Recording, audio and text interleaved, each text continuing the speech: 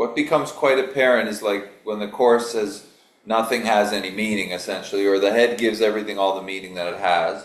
You give all the meaning that everything. You give everything all the meaning that it has. It's quite a vivid statement, really, because without the head giving meaning to world, then the world has no meaning, yeah? And without you giving meaning to the head from the seat that you sit in, then the head would not have the control that it has. But the mental system is getting all of the meaning from what's before it, which would be what's aware of that mental system, yeah? So the main meaning would be me or I, and then everything that comes after that I mentally would pertain to the me or the I.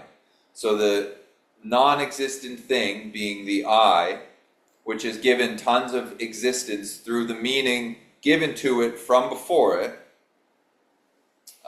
is then tying that I to the contents that come after it. But the contents that come after it are very subjective, meaning everybody has different subjective opinions about world.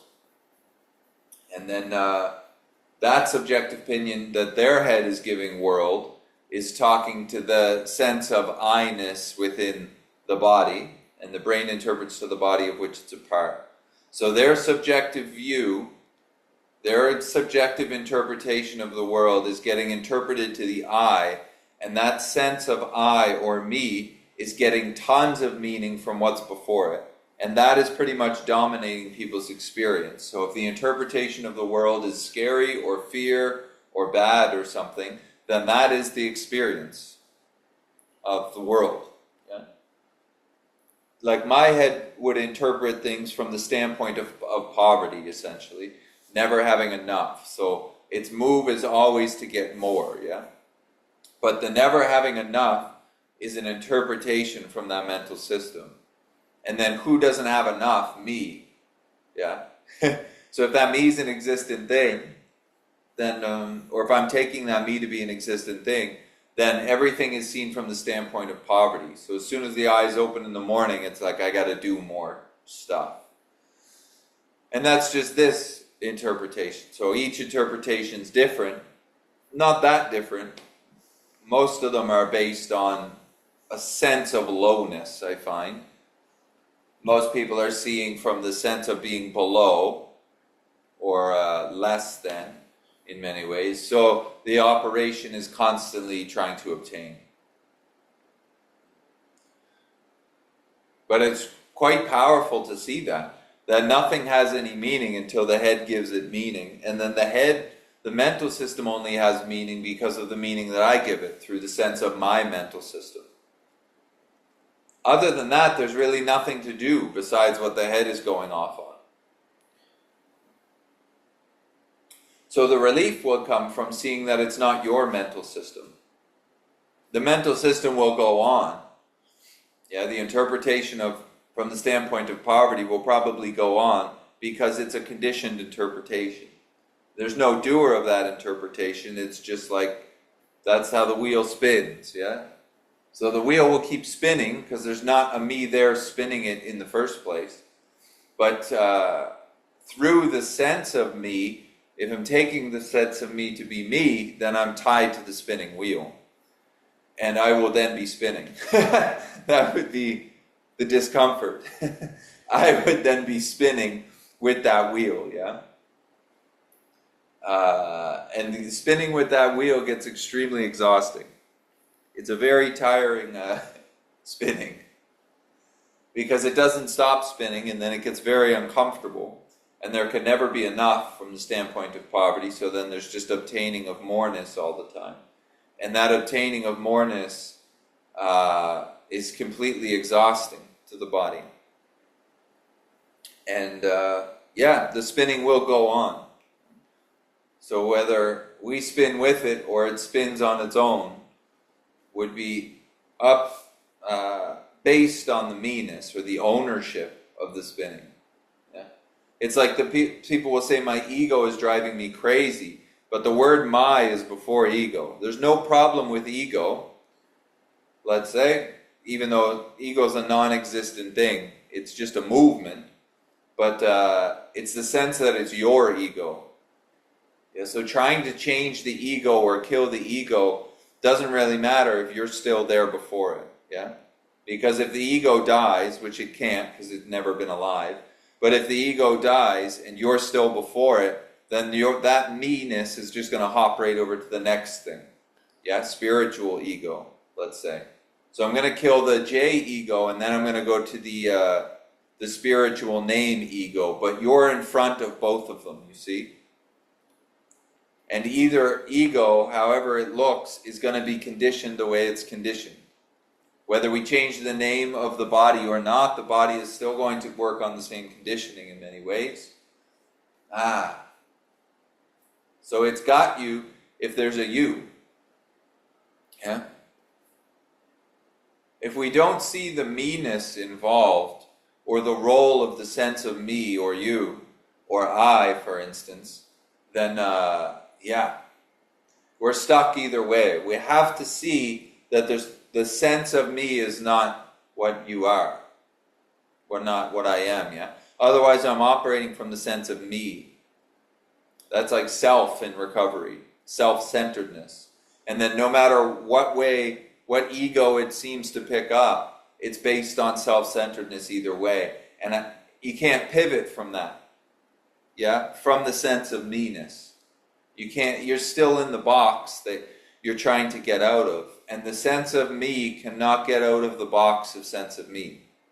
Yeah? I can't identify my way out of that box. That's why Nisargadatta would say disidentify. Yeah? So negate. There's no movement after that. There's no not this, not this, not this. Oh, and I'm that. No. You already are what you are. So it's just not this, not this, not this, and then what remains. Yeah? And then as soon as the head goes, that's what I am.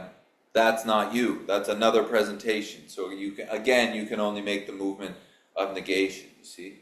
But to see that the head is giving life all of the meaning, and that the world has no meaning aside from what the head gives it, that's amazing, really, because you're not the head.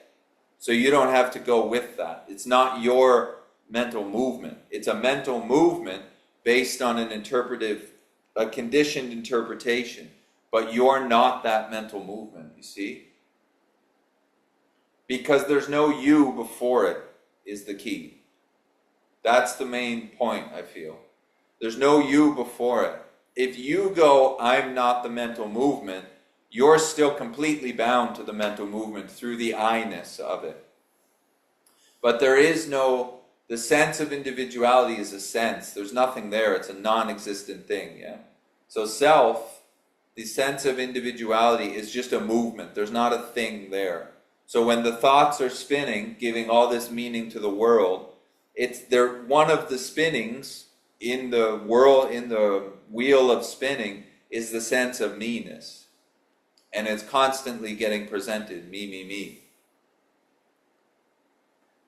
So if there's not a knowing, not a mental knowing, but a really, before that, knowing, that sense of me is just a sense, but it's not a thing, then you'll be tied to whatever comes after it.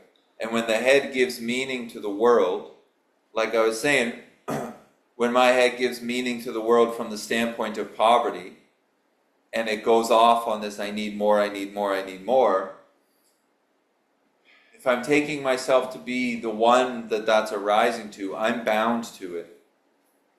And then I want to get out of that sense, or I want to get out of that constant grasping of moreness, yeah? Because it's exhausting. So then the head would go, okay, I'm going to get out of it. But the head can't get out of it. The sense of individuality cannot get out of the sense of individuality. Its nature is a sense of individuality. And most of us are trying to get out of that constant meaning giving. Because the head is interpreting life all distorted by its own conditioning. And it makes us very uncomfortable for a lot of us. So we're tied to it through the sense that it's your conditioning. It's your interpretation.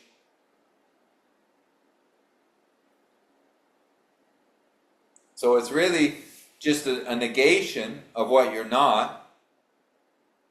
The head comes up and interprets something. I need to get 2 more jobs or something, whatever it's going to say from its poverty standpoint. Not that. And then who's seeing that? I am. I'm not that I either. Because there is no I, but this is just the negation type deal, yeah? And then what remains? What remains? Would be like an openness before meaning. Openness before meaning.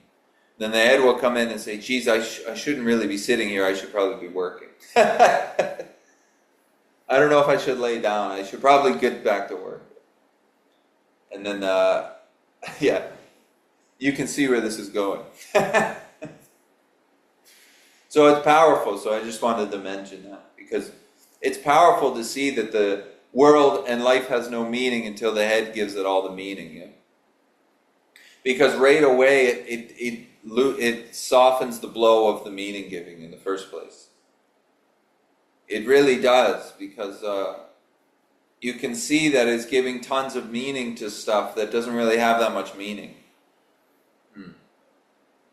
And then, yeah, it's just like, it's easier to see the obscenity, if that's a word, the insanity of the mind when it's seen through that viewpoint in many ways. And then because of the insanity, it's negatable, for sure negatable. And then you negate the thoughts, and then you can see, or you can look at who's the thinker. What is the I? Yeah? And like Ramana would say, you don't leave that point. So that with the things that pop up after the sense of I, you always just come back to the sense of I, because what comes after the sense of me is completely dependent on the me-ness, on the relationship with it, let's say. What comes after the sense of me is completely dependent on the me.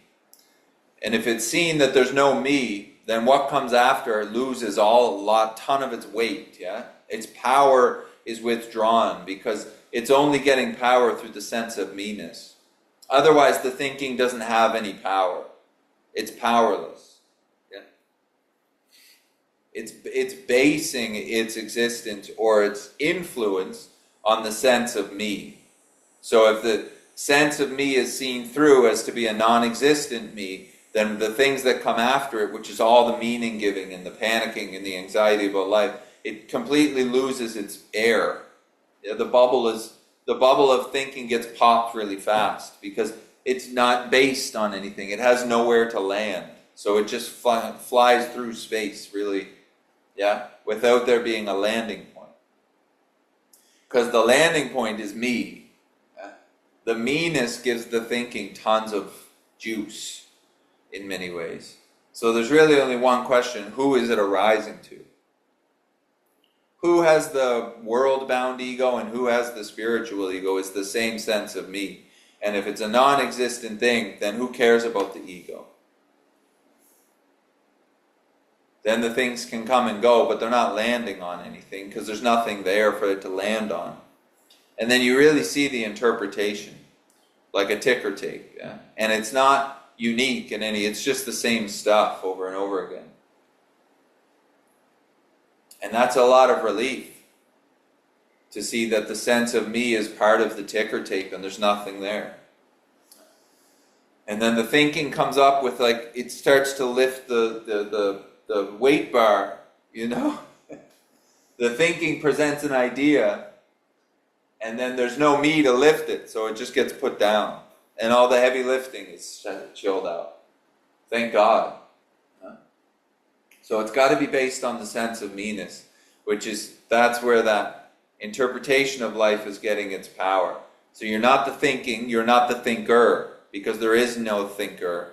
There's just thinking going through. And then the thinking loses its influence. And then things clear up over time.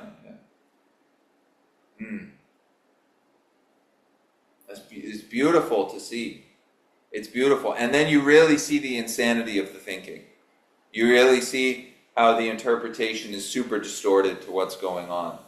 Because it's not personal, so there's like an open observance of it in many ways.